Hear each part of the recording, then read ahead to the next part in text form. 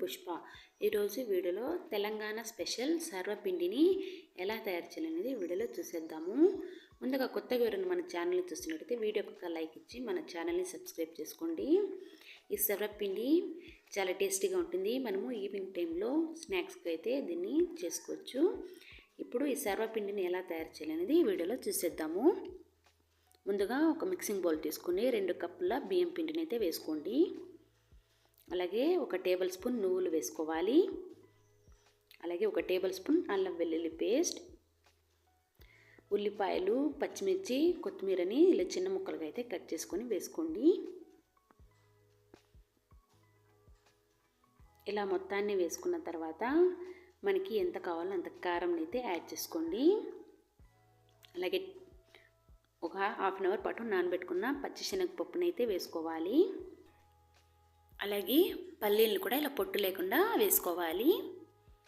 1/2 table spoon జీలకర్ర, చిటికెడు పసుపు వేసుకొని పిండికి మొత్తం కలిసే విధంగా బాగా కలుపుకోవాలి.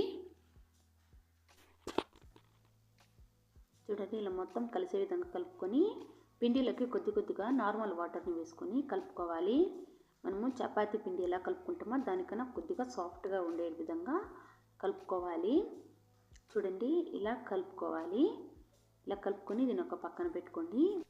ఇప్పుడు పెనం మీద కొద్దిగా ఆయిల్ అప్లై చేసుకొని మనం ముందుగా కలిపి పెట్టుకున్న పిండిని కొద్దిగా తీసుకొని చూడండి, ఇలా వీడియోలో చూపిస్తున్న విధంగా పెనంకి మొత్తంగా స్ప్రెడ్ చేయాలి.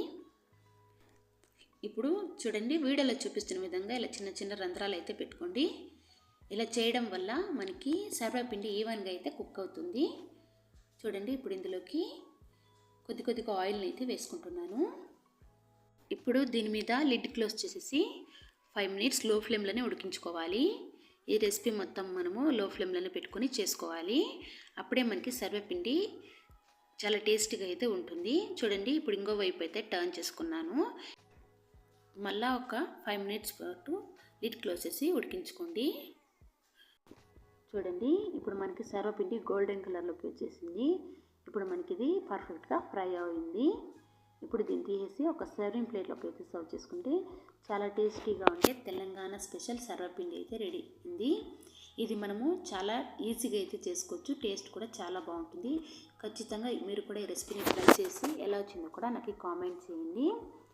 ఈ వీడియో కనుక మీకు నచ్చినట్టయితే లైక్ చేయండి, షేర్ చేయండి. అలాగే మరిన్ని వీడియోస్ కోసం మా ఛానల్ని సబ్స్క్రైబ్ చేసుకోండి. Thank you for watching.